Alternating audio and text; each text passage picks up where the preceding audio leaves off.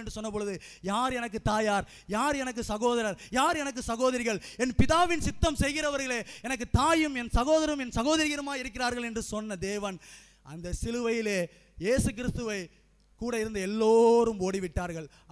அவரோடு இருந்த அந்த 12 சீஷர்களில் ஒருவன் அவரை காட்டு கொடுத்து விட்டு நாண்டு கொண்டு செத்தான். மொத்த 10 பேரும் அவரை மறுதலித்து ஓடிவிட்டார்கள். ஆனாலும் அவர் அதிகமாய் நேசித்ததான அந்த சீஷன் அவர் இடத்தில் நிற்கிறதை அவர் கண்டார். அப்பொழுது என் தேவனின் சித்தத்தை செய்கிற இவன் அல்லவோ என்னுடைய சகோதரன் அப்படி என்று சொல்லி தன்னுடைய தாயினை அவளிடத்தில் ஒப்பு கொடுக்கிறதை நாம் பார்க்கிறோம். அவளிடத்தில் ஒப்பு கொடுத்தது மாத்திரமல்லாமல் இந்த யோவானும் பார்த்தீர்கள் என்றால் அவனுக்கும் தாய் இருக்கிறார். அவளுடைய தாயாரும் அந்த சிலுவையின் அருகில் தான் நிற்கிறார் என்று நாம் வேதத்திலே பார்க்கிறோம்.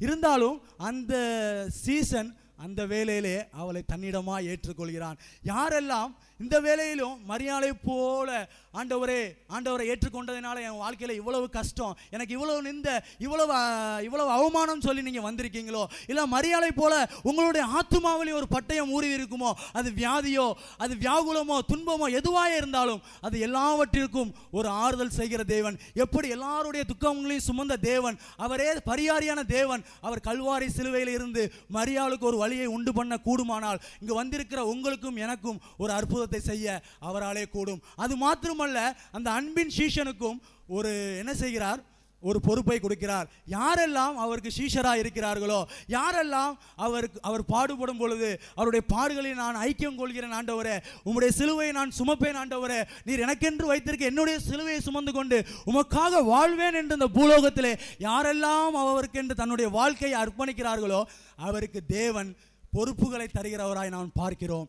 அந்த பொறுப்புகளை அவன் நிறைவேற்றினவனாய் பார்க்கிறோம். வேதத்தில் சொல்லப்பட்டிருக்க அப்போஸ்தலர் நடவடிக்கையிலே அந்த மரியாளை யோவான் அந்த மேல்வீட்டு அறைக்கு கொண்டு போனான். மேல்வீட்டு அறை எதை காட்டுகிறது? அன்றைக்கு தான் சபை ஆரம்பிக்கப்பட்ட நாள். பேதுரு பிரசங்கித்தான். 3000 பேர் அன்று ரட்சிக்கப்பட்டு சபையிலே சேர்த்துக் கொள்ளப்பட்டார்கள்.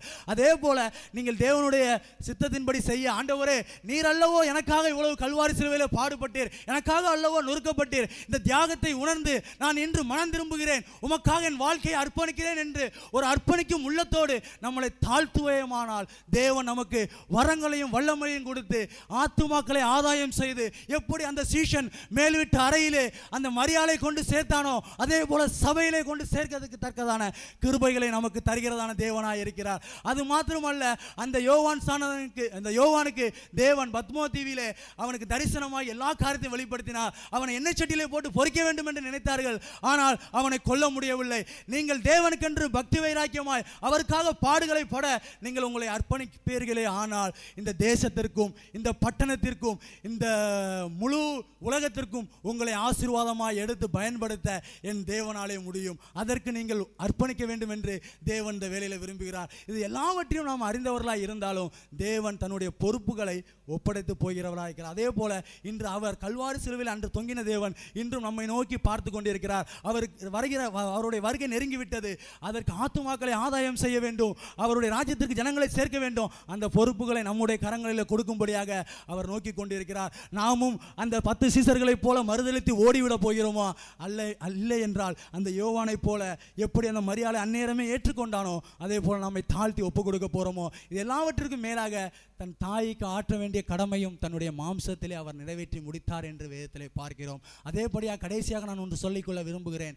நீங்கள் எல்லோரும் உங்களுடைய தாயும் தகப்பனையும் கண்டிப்பாக கனம் பண்ணுங்கள். இதை தேவன் விரும்புகிறார். அவர்கள் முதிர் வயதாகும் பொழுது அவர்களை அசட்டை பண்ணாதிருங்கள், அவர்களுக்கு கீழ்ப்படிந்திருங்கள், அவர்களை கனப்படுத்துங்கள், அவர்களுக்கு செய்ய வேண்டிய நன்மைகளை செய்யுங்கள். இதனால் தேவனுக்கு ஒரு நன்மையும் இல்லை, உங்களுக்குத்தான் நன்மை கடந்து வருகிறதா இருக்கிறது. பூமியிலே உங்களுடைய ஆயுசு நாட்கள் தான் பெறுகிறதா இருக்கிறது. அது மாத்திரமல்ல, தேவன் உங்களுடைய பிள்ளைகளை ஆசீர்வதித்து உங்களுடைய பிள்ளைகளும் உங்களை கனப்படுத்தும்படியாக தேவன் உங்களை ஆசீர்வதிப்பார். கர்த்தர் தாமே இந்த வார்த்தைகளை ஆசீர்வதிப்பாராக. ஆமென்.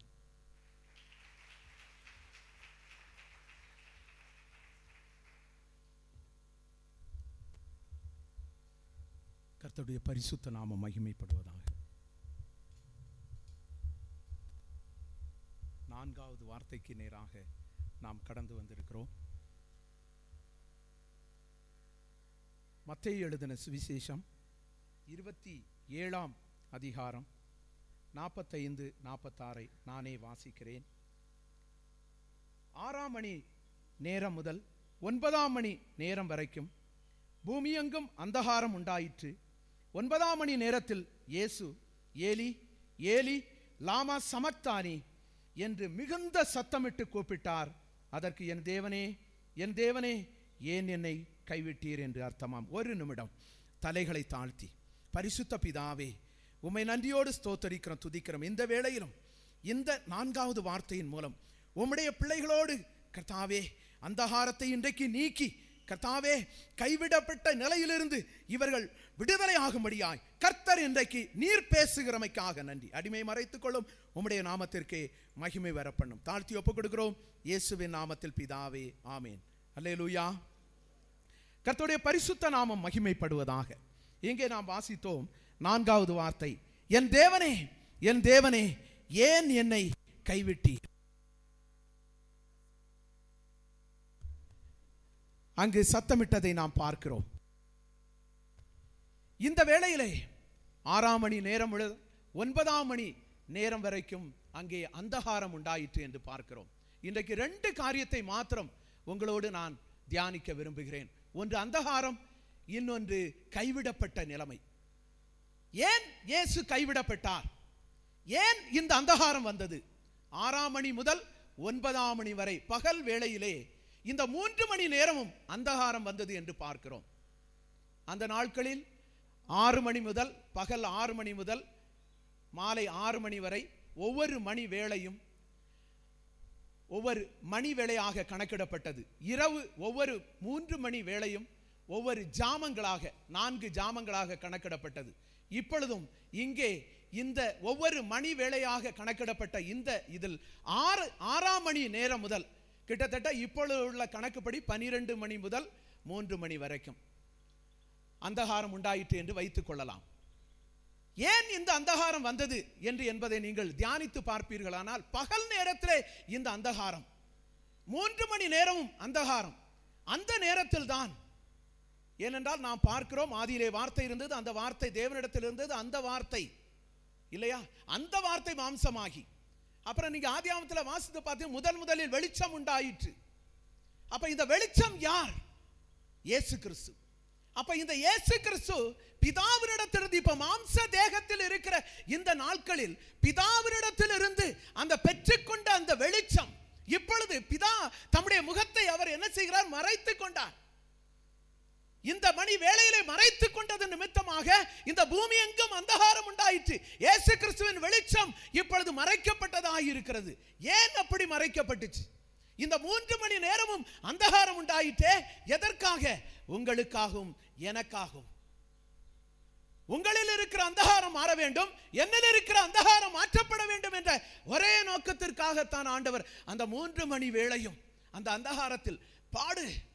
உலகத்தில் உள்ள அத்தனை பேருடைய பாவங்களும், இதற்கு முன்னால் உள்ளது, இப்பொழுது உள்ளது, இனி வரப்போகிற வருகை வரைக்கும் வரப்போகிற எல்லாருடைய பாவங்களும் சாபங்களும் அவர் மேல் இப்பொழுது திணிக்கப்பட்டது என்பதை வெளிப்படுத்தும்படியாக அந்த 3 மணி நேரமும் அவர் அந்த சிலுவையிலே இருந்து அவர் கதறுகிறார், என் தேவனே என் தேவனே ஏன் என்னை கைவிட்டீர். அவ்வளவு வியாகுலம், அவ்வளவு பாடு. கெத்செமனே தோட்டத்திலே அவர் ஜெபித்த பொழுது, அந்த இரத்த வேர்வை சிந்தின பொழுது, அப்பவும் அவர், ஆண்டவரே இந்த பாத்திரம் நீங்க கூடுமானால் நீங்கட்டும், ஆனாலும் என்னுடைய சித்தப்படி அல்ல உம்முடைய சித்தப்படி ஆகட்டும் என்று ஜெபிக்கிறார். இப்பொழுதும் அவர், என் தேவனே ஏன் என்னை கைவிட்டீர். இது பாரம்பரியமாக நாம் ஒவ்வொரு வருடமும் இதை நாம தியானித்து வருகிறோம். ஆனாலும் இன்றைக்கு அதை வித்தியாசமா கொஞ்சம் தியானிக்கலாமே என்ற கோணத்தில் இன்றைக்கு எல்லாரும் திருப்பிக் கொள்ளுங்கள். ஏசாயா 58ஆம் அதிகாரத்திற்கு வருவோம். இந்த 3 மணி நேரத்திலும் 3 காரியத்தை ஆண்டவர் நம்மை விட்டு அகற்றும்படியாக விரும்புகிறார். ஏசாயா 58ஆம் அதிகாரம் நானே வாசிக்கிறேன். 9ஆம் வசனத்திலே, அப்பொழுது நீ கூப்பிடுவாய், கர்த்தர் மறு உத்தரவு கொடுப்பார், நீ சத்தமிடுவாய், இதோ நான் இருக்கிறேன் என்று சொல்லுவார். எப்பவா? நுகத்தடியையும், நம்பர் 1 நுகத்தடி, விரல் நீட்டுதல், நிபச்சொல் உன் நடுவில் இருந்து அகற்றி. அதுக்கு கீழே நீங்க வாசித்து பார்த்தீங்கன்னா அதையும் நான் வாசிக்கிறேன். பசி உள்ளவனிடத்தில் உன் ஆத்துமாவை சாய்த்து சிறுமைப்பட்ட ஆத்துமாவை திருப்தி ஆக்கினால் அப்பொழுது இருளில் உன் வெளிச்சம் உதித்து உன் அந்தகாரம் மத்தியானத்தை போல் ஆகும்.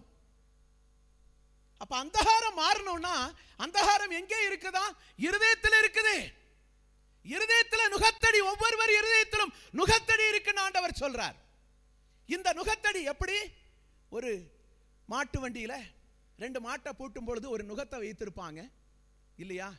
அப்ப அந்த மாட்டு வண்டியினுடைய பாரம் முழுவதும் அந்த நுகத்தடிக்கு வந்து மாட்டினுடைய கழுத்தில் வந்து இருக்கும் இல்லையா? இன்றைக்கு என்ன செய்கிறோம்?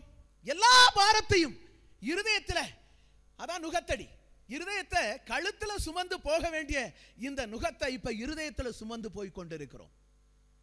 ஆண்டவர் இங்க சொல்றாரு, இருதயத்தில் இருக்கிற நுகத்தடி அகற்றி போடு. ஏன்? அந்த நுகத்தடி இருக்கிறனால நீ கைவிடப்பட்டு இருக்கிற. அதனால ஆண்டவர் சொல்றார், என் தேவனே என் தேவனே ஏன் என்னை கைவிட்டீர்? கைவிடப்பட்ட நிலைமையிலே நீ இருக்கிறா. ஏன்னா இருதயத்தில் நுகத்தடி இருக்கு. இந்த நுகத்தடியை நீ வைராக்கியமா வைத்துட்டு இருக்கிறாதான் விரல் நீட்டுதல் வைராக்கியம் இல்லையா? வெளியில உலகத்துல சொல்றோம், உன்னை பார்த்துக்கிறேன் வச்சுக்கிறேன் அப்படின்னு சொல்றோம் பாத்தீங்களா? அது இருதயத்தில் இருக்கிற அந்த நுகத்தடியினால வருகிற அந்த வைராக்கியம் தான். உன்னை பார்த்துக்கிறேன். அடுத்து என்ன வரும்? நிபச்சொல். அதான் கபட்டு வசனிப்பு. ஆங்கிலத்தில் வேனிட்டின்ட்டு அந்த அதுக்கு அர்த்தம் வந்து கபட்டு வசனிப்பு இல்லையா? இன்றைக்கு அநேக வார்த்தைகளை கேட்கிறோம், ஆண்டவருடைய வசனங்களை கேட்கிறோம், வார்த்தையை கேட்கிறோம். இதனால எனக்கு என்ன கிடைக்கும்? சில வாரங்களாக இங்கே பாஸ்டர் பிரசங்கம் பண்ண அந்த தொகுப்பு தான் நான் உங்களிடத்தில் இப்ப பேசிட்டு இருக்கிறேன்.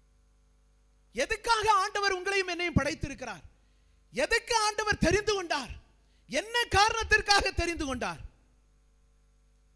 அதை கொஞ்சம் நீங்க யோசிச்சு பார்ப்பீங்கன்னா, இதுக்கு கீழே உள்ள நீங்க வசனங்களை வாசித்து பார்த்தீங்கன்னா அதுல உங்களுக்கு நன்றாக புரியும். பைபிள் வைத்திருக்க எல்லாரும் திருப்பி கொள்ளுங்க.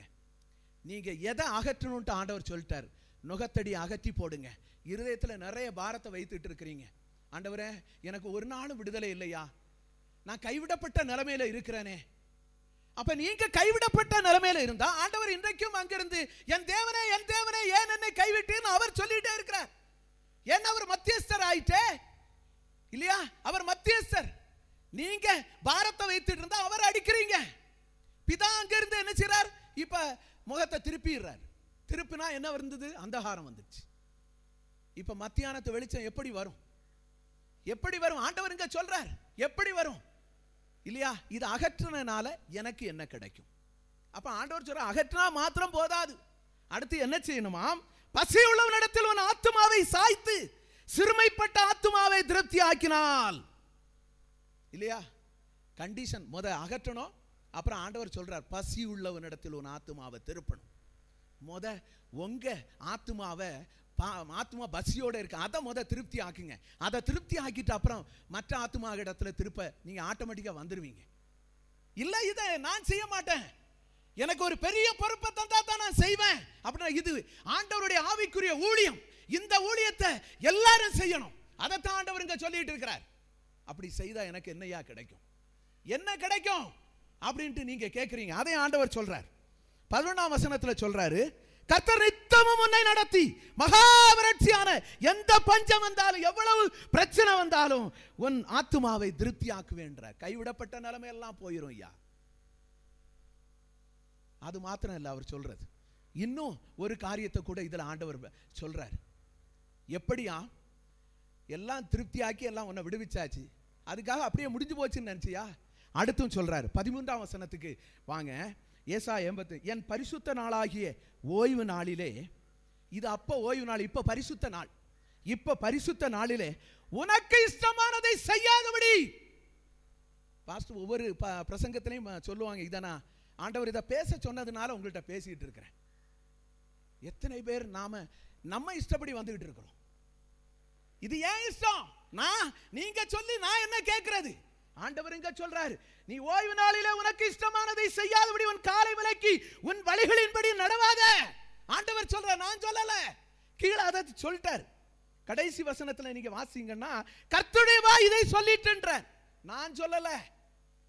அப்போ இப்படி செய்தா என்ன நடக்குமா?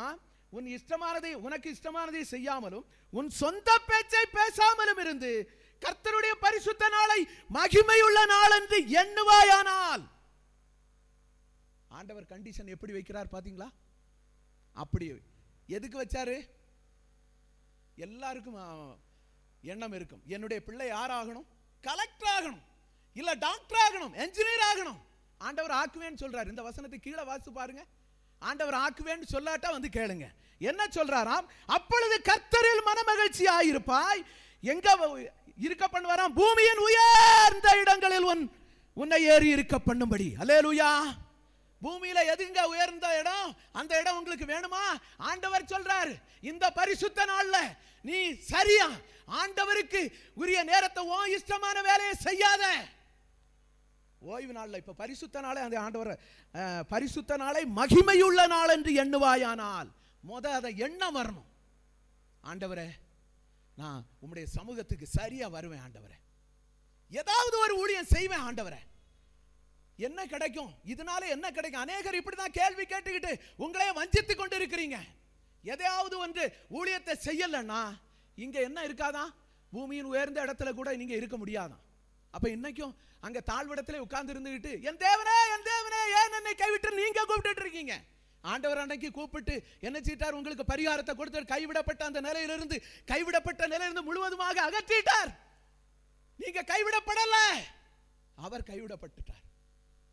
பூமியின் உயர்ந்த இடத்தில் உங்களை ஏறி இருக்க பண்ணும்படியா தான் இதை செய்தார் இல்லையா? அதுக்கு தான் அந்தகாரம். 3 காரியங்கள் அகற்றுங்க. நுகத்தடி இருக்கா? விரல் நீட்ட இன்னும் வைராக்கியம் வைத்துக்கிட்டு இருக்கீங்களா? இல்லையா? இன்னும் வைராக்கியம் வைத்துட்டு இருக்கீங்களா? இந்த மாம்சத்துக்குரிய காரியம், கோபம், எரிச்சல், பொறாமை, பெருமை, இவைகளெல்லாம் வைத்துட்டு இருக்கீங்களா? இதெல்லாம் நுகத்தடி. இதெல்லாம் தூக்கி வெளியே போடுங்க. இந்த நுகத்தடியை அவர் ஏற்கனவே அங்கே இருந்து சொல்லிட்டார். என் தேவனே என் தேவனே, எல்லாத்தையும் சேர்த்து எல்லா நுகத்தையும் ஏன் தலையில வச்சு அவர் கைவிடப்பட்டார். நீங்களும் நானும் கைவிடப்படல, அதுதான் உண்மை. கைவிடப்படக்கூடாது என்பதற்காகத்தான் இதை ஆண்டவர் என் தேவனே ஏன் என்னை கைவிட்டீர் என்றார். நாம தேடுறோம், பூமியில தேடுறோம், நித்தமும் ஆண்டவரே என்ன நடத்தும்னு கேட்கிறோம். எப்படி நடத்துவார்? இங்க நுகத்தடி இருதயத்துக்குள்ள இருக்குதே. கைவிடப்பட்ட நிலைமையில் இருக்கிறீர்களே இல்லையா? பிசாசுனுடைய எந்த காரியம் இருந்தாலும் அது கைவிடப்பட்ட நிலைமை தான். அப்படி கைவிடப்பட்ட நிலைமையில இருந்தா ஆண்டவர் கிரியை செய்ய முடியலையே. அவர் என் தேவனே ஏன் என்னை கைவிட்டேன் அவர் என்ன செய்றார்? இன்னும் சிலுவையில இருந்து சொல்லிக்கிட்டே இருக்கிறார்.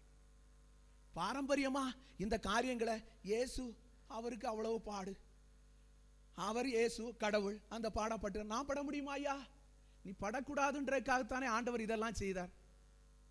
அப்ப அவர் என்ன செய்கிறார்? இதை அகற்று, இந்த காரியத்தை செய் இல்லையா? அப்ப பரிசுத்த நாளை என்ன செய்யணுமா? இஷ்டமான பேச்ச கூட பேசக்கூடாது. எந்த பேச்சும் உங்களுக்குரிய பேச்ச பேசக்கூடாதான் இல்லையா? பேசாம இருந்தா தான். அப்ப பேசாம இருக்கானா? ஆண்டவருடைய பரிசுத்த நாள்ல மகிமையான காரியத்தை பேசணும். ஆண்டவருடைய மகிமை காரியத்தை பேசணும். மகிமையான காரியத்தை இருதயத்தில் வச்சிருக்கணும். அதுக்கு தான் நுகத்தடியை எடுத்து வெளியே பாடு இல்லையா? நுகத்தடி வெளியே போட்டு விரல் நீட்டுதல், வைராக்கியம். இன்னும் வைராக்கியம் வைத்துட்டு நான் செய்யணுமோ இல்லையா? இந்த வைராக்கியம் வேண்டாம். உங்களை கெஞ்சி வேண்டிக் கொள்ளுகிறேன். ஏன்னா நீங்க ஆசீர்வாதம் பெறணும். நம்முடைய சபையில் உள்ள ஒருவராவது கைவிடப்பட்டவர்களாக இருக்கக்கூடாது என்பதற்காக தான் கர்த்தர் இதை என்ன 2-3 வாரமா போராட்டம், தூக்கம் வரல, இதை ஆண்டவர் பேச சொல்றார். சம்பந்தம் இல்லாத ஒன்றா இருக்கு. இல்ல, அந்தகாரம் இருக்குது, அந்தகாரம் இருக்குது. எந்த ஊழியத்தை வேணாலும் நீ செய்யலாம். கர்த்தர் அதுக்கு வழியை வைத்திரு. எனக்கு முடியாது, எனக்கு ஞானம் இல்லை. கர்த்தர் ஞானத்தை தர்றார். ஆண்டவர் சொல்ற, மகிமையாய் நீ எண்ணுவாயானால் உன் சொந்த பேச்சை விடு. உங்களுக்கு தெரியுமா அவர் அப்படி இவர் அப்படி, இந்த குறை சொல்ற பேச்சை விடு. ஆண்டவர் சொல்றாரு. ஆண்டவர் இதை சொல்லி என்ன மகிமையாக எண்ணுவா, அப்பொழுது கர்த்தரில் மனமகிழ்ச்சியா இருப்ப, இல்லைன்னா துக்கத்தோட தான் இருப்பேன். அதானே அதுக்கு அர்த்தம். அப்போ பரிசுத்த நாள்ல, மகிமையின் நாள்ல வேற பேச்சை நீங்க பேசு. வேற பேச்சுனா உங்க சொந்த பேச்சு, உங்க வீட்டில் உள்ள பேச்சு, உங்க பிள்ளைகளுடைய பேச்சு, பக்கத்து வீட்டுக்காரருடைய பேச்சு, இதை பேசுவீங்கன்னா மன மகிழ்ச்சி இருக்காதான், துக்கம் வருமா. திருப்பியும் நுகம் உள்ள வந்துடும். 3 காரியம் உள்ள வந்துருது. விரல் நீட்டுதல், நிபச்சல் இல்லையா? அந்த பாரம் உள்ள வந்ததும், வேண்டாத காரியம் இருதயத்துக்குள்ள வந்ததும், உடனே உள்ள இருந்து விரல் நீட்டுது. அது உள்ள இருந்து வெளியே விரல் நீட்டுது. இப்ப வெளியே தான் நீங்க பாக்குறீங்க, உள்ள இருந்து விரல் நீட்டுது. பார்த்துக்கலாம், என்ன நடக்குன்னு பார்த்துக்கலாம், ஒரு கை பார்த்துக்கிறேன் அப்படின்ட்டு இருதயத்துக்குள்ள இருந்து சொல்லிக்கிட்டு இருக்கு, விரல் நீட்டுது. அப்புறம் விமர்சனம் பண்ணுது. அநேக பிரசங்கங்களை கேட்டுட்டு விமர்சனம் பண்ணி கொண்டு செல்கிறீர்களா? ஆண்டவர் பேசுறார். பலிபீடத்திலிருந்து வருகிற ஒரு வார்த்தையும் நீங்க சாதாரணமா எடுத்துக்காதீங்க. அதுல ஆண்டவர் பேசுறார், ஆண்டவர் உங்களுக்கு பேசுறார். போன வாரத்துல பாஸ்டர் பேசினாங்க. சாயந்தரம் இதுல ஒவ்வொருத்தருக்கும் ஆண்டவர் பிரசங்கம் கொடுக்கிறார். ரட்சிக்கப்பட்டவங்களுக்கு இருக்கு, படாதவங்களுக்கு இருக்கு, விசுவாசிக்கு இருக்கு, ஆவிக்குரியவங்களுக்கு, எல்லாருக்கும் இருக்கு. யாருக்கு எது வேணுமோ அதை எடுத்துக்கணும். எல்லாம் எனக்குன்னு எடுத்துட்டீங்கன்னா அப்புறம் என்ன செய்ய முடியும்? ஆண்டவர் என்ன செய்ய முடியும்? அப்போ உங்களுக்கு என்ன வருதோ, என்ன நிலையில இருக்கிறோ, எதுல இருந்து விழுந்தியோ அதுல இப்பவே மனம் திரும்பி. அப்ப எந்த காரியத்துல சரியில்லை, எனக்கு நான் நல்லா படிக்கணும், நிறைய படிப்பு படிக்கணும் இல்லையா, படிச்சு பெரிய ஆளாகணும் அப்படின்னு எல்லாருக்கும் விருப்பம் இருக்கு, நல்லது. ஆனா அது நடக்கணும்னா என்ன செய்யணும்? ஆண்டவனுக்கு சொல்லிட்டாரே. பரிசுத்த நாள்ல எப்படி வர்றோம், எத்தனை மணிக்கு இங்க வந்து நிக்கிறோம், இது வருஷம் ஒவ்வொரு வாரமும் சொல்றது. ஆனாலும் இங்க ஆண்டவர் இன்றைக்கு என்ன சொல்ல வைத்திருக்கிறார்? காரணம் என்னன்னா, பூமியின் உயர்ந்த இடத்துல உங்களை அமர பண்றதுக்காக ஆண்டவர் விரும்புகிறார். அல்லேலூயா. எத்தனை பேர் இன்றைக்கு அதை நீங்க கேட்குறீங்கன்னு எனக்கு தெரியாது. இந்த அந்தகாரத்திலிருந்து முழுவதும் இன்னும் நிறைய வசனங்கள் இருக்கு, நான் அதை சொல்லலை. இன்றைக்கு இதோட நான் முடிக்க போறேன். இந்த காரியத்தை நீங்க நன்றாக தியானித்து பாருங்க. உங்க இருதயத்தில் என்ன காரியம் எல்லாம்